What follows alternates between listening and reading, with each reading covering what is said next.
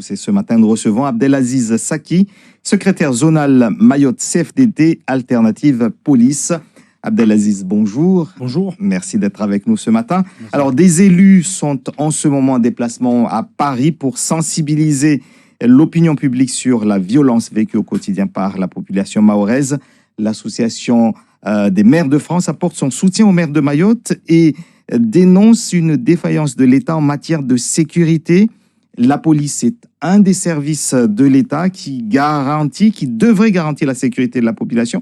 Est-ce que vous avez l'impression qu'il y a une défaillance en la matière? Alors non. Si on peut parler au niveau local sur Mayotte, le maire de Mamoudzou fait fait le nécessaire maximum afin de pouvoir baisser et diminuer ce taux de délinquance qui actuellement ne fait qu'augmenter. Vous avez vu actuellement, les ventes sauvettes ont été éradiquées sur le secteur du Grand Mamoudzou afin de pouvoir, montrer la fermeté du pouvoir du maire et montrer qu'en fait, il est présent pour lutter contre l'insécurité. Et concernant la police nationale, puisque la police nationale, je disais, est un des outils de l'État pour aussi éradiquer la violence, la délinquance.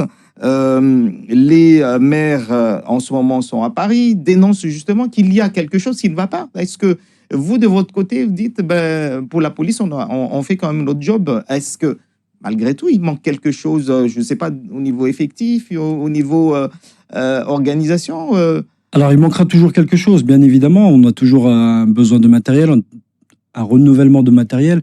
Là, actuellement, on a nos véhicules qui commencent à rendre l'âme. Mais bon, notre directeur fait le maximum nécessaire pour endiguer tout cela. Maintenant, concernant la délinquance, là, depuis le 1er septembre, on a eu une vague d'arrivées sur Mayotte. On a eu des créations d'unités, dont un groupe de sécurité de proximité de jour, afin de pouvoir, couvrir les horaires de journée et mettre une présence maximum sur la ville de Mamoudzou et sur tout son secteur. Malheureusement, on a toujours cette délinquance un peu volatile, un peu, un peu éparse, qui est toujours présente. Maintenant, je pense que pour un cas exceptionnel, il faudrait mettre des moyens exceptionnels. Parce que Mayotte est un cas exceptionnel? On a quand même une délinquance qui est assez, assez tenace. Elle est toujours présente sur le terrain. On essaie au maximum de pouvoir l'éradiquer.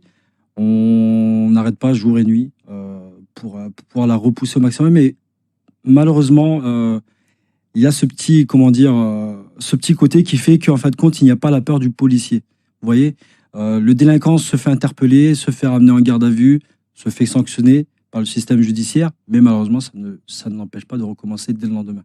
Mais vous êtes policier, vous aimez votre travail. Est-ce que vous n'avez pas l'impression qu'il manque quelque chose alors? Et c'est quoi ce quelque chose à part la peur du policier qui n'est pas du côté du délinquant? Une sanction pénale exemplaire, tout simplement. Et surtout, et ça, c'est pas la première fois que l'on demande, et surtout ici sur votre plateau, une communication mais unilatérale entre la police et la justice.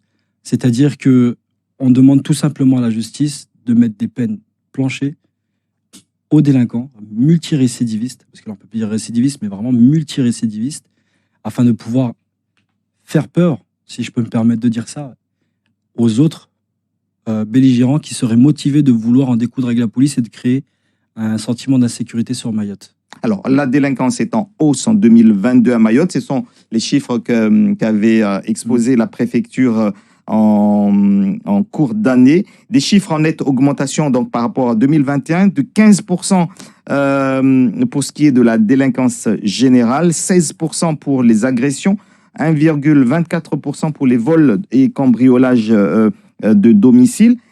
C'est surtout en zone de gendarmerie que la situation est inquiétante, avec une augmentation de 18% par rapport au premier semestre 2021.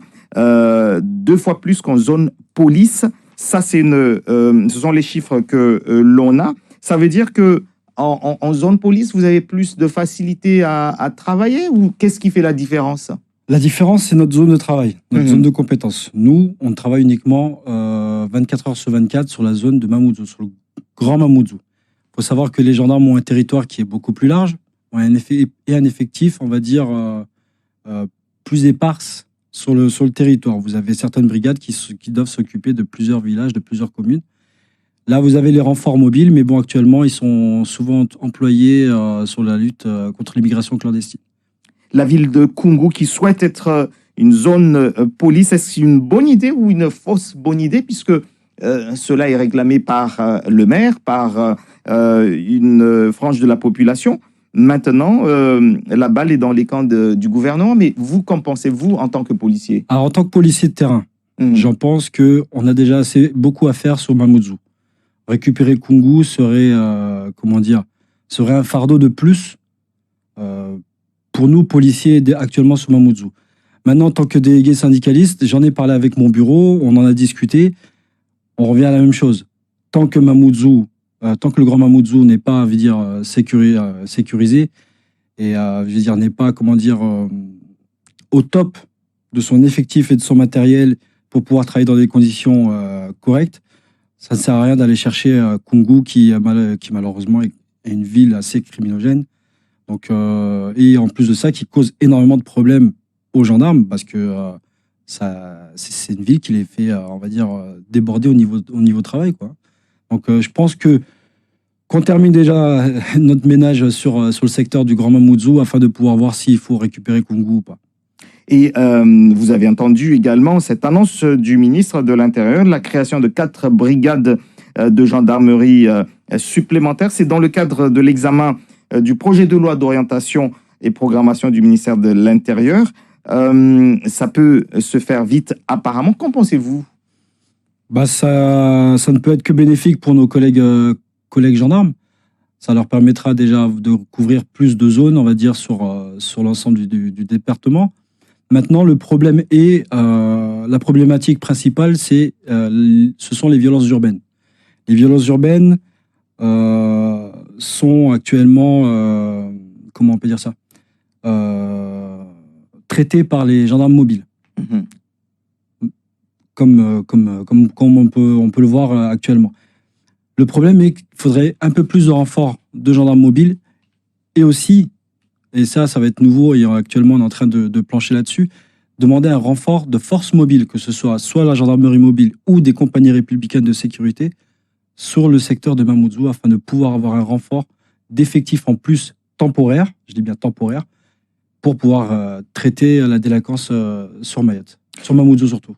Et au mois de février, pourtant, il y avait déjà cette arrivée de 12 policiers du GIPN et 72 gendarmes mobiles. Ils étaient en renfort à Mayotte. Est-ce que franchement, vous avez ressenti la différence sur le terrain? Et surtout, après, ces renforts sont repartis. On l'avait déjà traité l'autre fois lors de mon dernier passage, concernant le renfort du raid sur Mayotte. Ça avait fait vraiment un impact psychologique et professionnel assez, convaincant. Leur matériel est totalement différent du nôtre. C'est une force spéciale, donc le raid est une unité d'élite, avec du matériel adéquat pour pouvoir répondre à tout type de délinquance. Malheureusement, ce matériel-là, nous n'en sommes pas dotés. Là, actuellement, on va avoir une création d'unités de drones, ce qui est déjà un plus. Le raid, lors de leur passage sur Mayotte, était équipé de drones et ça nous avait fait avancer sur pas mal d'affaires. Donc, je pense que oui, c'était bien, mais le matériel qu'ils avaient, il faudrait peut-être les mettre à disposition des policiers actuellement sur Mayotte. Justement, les élections professionnelles se profilent à l'horizon. C'est pour le mois de décembre. Vous avez, je suppose, beaucoup d'attentes par rapport à cela, puisque vous avez des revendications. Déjà, lors des dernières élections, on avait eu on a entendu pas mal de revendications, comme par exemple la reconnaissance de l'ancienneté des policiers issus de la police territoriale, intégrés dans la police nationale en 2004, le classement de Mayotte en zone difficile, la majoration de 40% des traitements des adjoints, etc. Est-ce que vous avez, durant ces 4 années, depuis ces dernières élections, vu une différence? Est-ce que vous avez été entendu sur ces sujets-là? Alors, faut savoir que le bureau alternative police CFDT a été créé en 2019 sur Mayotte. Maintenant, concernant les revendications que vous m'avez énumérées, pas de changement. Pas de changement. Il y a Pas de changement. Et donc, toujours rien. Et ce sont des combats que l'on mène actuellement, dont la revalorisation des salaires des policiers adjoints contractuels sur Mayotte. Parce qu'il faut savoir que les gendarmes adjoints sur Mayotte sont indexés sur leur salaire, comme les gendarmes d'active.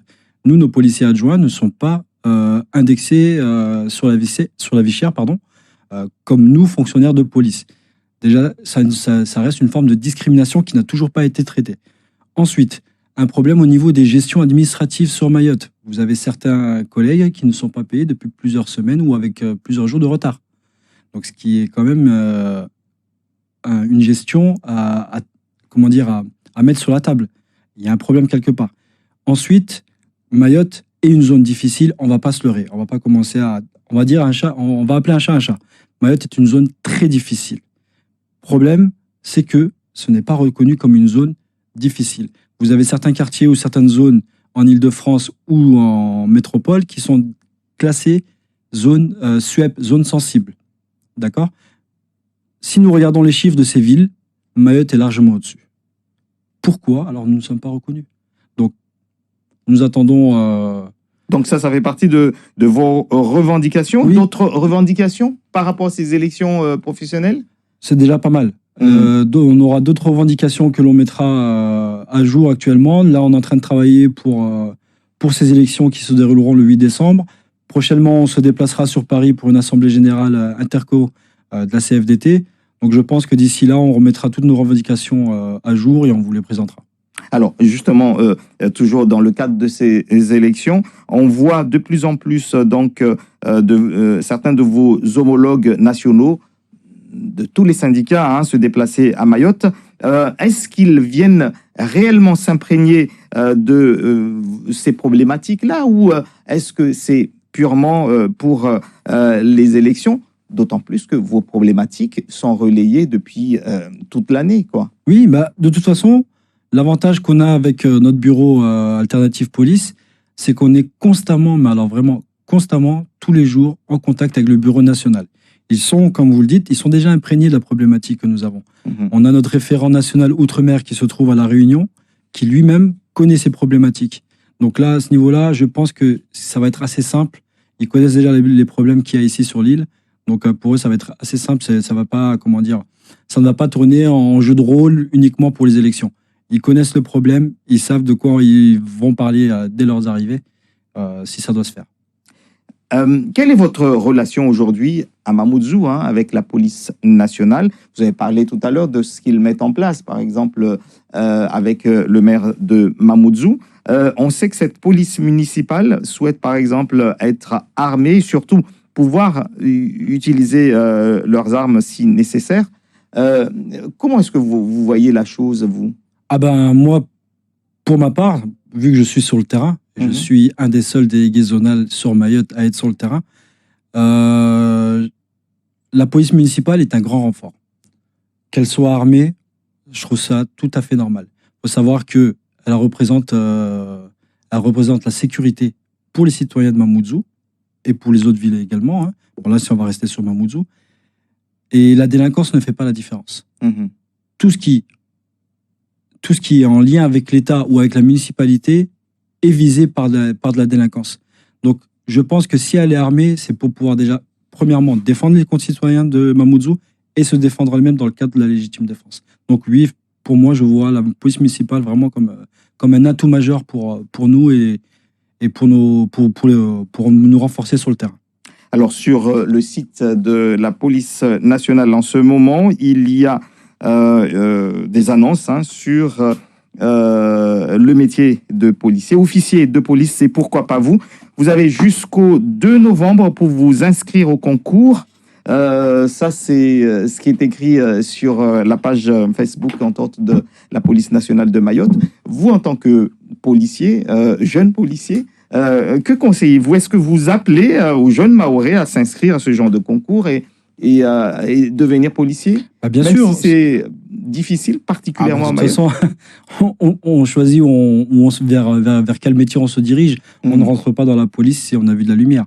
Maintenant, si vous avez envie de connaître une aventure, si je peux me permettre de dire ça, d'avoir envie de défendre le territoire national et mahorais, lancez-vous. Vous avez des contrats, vous avez le statut de policier adjoint qui est un contrat de 5 ans afin de pouvoir découvrir le métier et au fur et à mesure, vous passerez au concours pour évoluer dans le métier. Merci beaucoup, Merci Abdelaziz Saki, d'avoir été l'invité de Zacoli. Je rappelle que vous êtes le secrétaire zonal Mayotte CFDT Alternative Police.